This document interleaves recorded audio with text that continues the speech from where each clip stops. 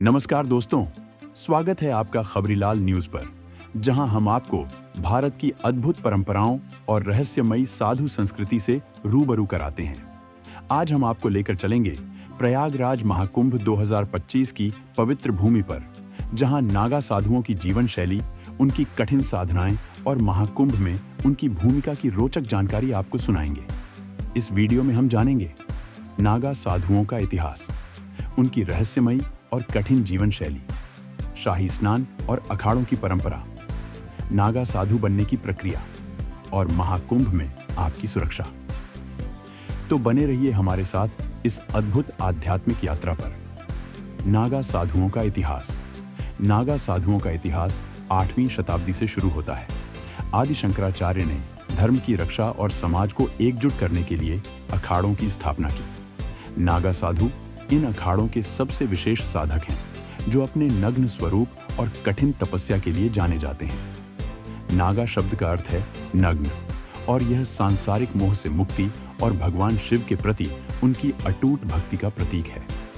नागा साधुओं की जीवन शैली। नागा साधु नग्न रहते हैं और अपने शरीर को भस्म से ढकते हैं। यह भस्म उनकी सांसारिक पहचान को खत्म करने और उनकी तपस्या का प्रतीक है।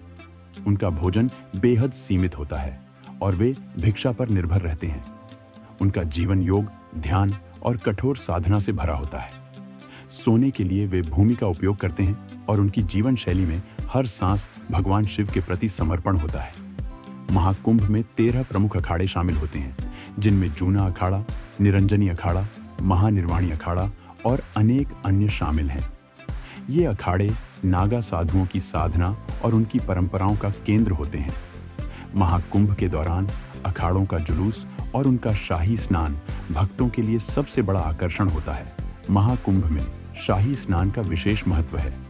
नागा साधु सबसे पहले गंगा में डुबकी लगाते हैं, जिसे शाही स्नान कहते हैं। यह स्नान आध्यात्मिक शुद्धि और तपस्या का प्रतीक है।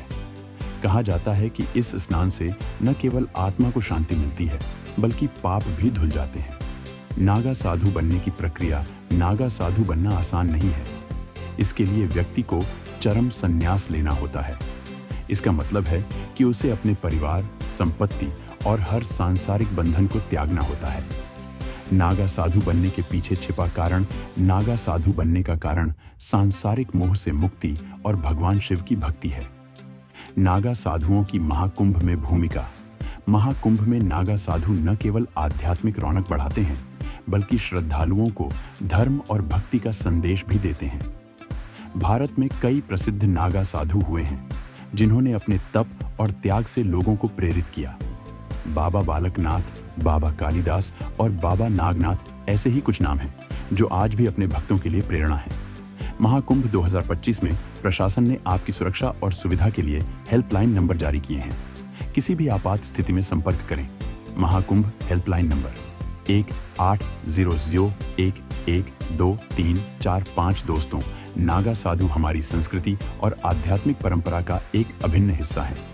उनकी तपस्या और त्याग हमें यह सिखाते हैं कि सच्चा सुख सांसारिक चीजों में नहीं, बल्कि आत्मा की शुद्धि और ईश्वर की भक्ति में है। अगर आपको यह वीडियो पसंद आया हो तो इसे लाइक और सब्सक्राइब जरूर करें। आपकी राय और महाकुंभ से जुड़े अनुभव हमें कमेंट सेक्शन में बताएं।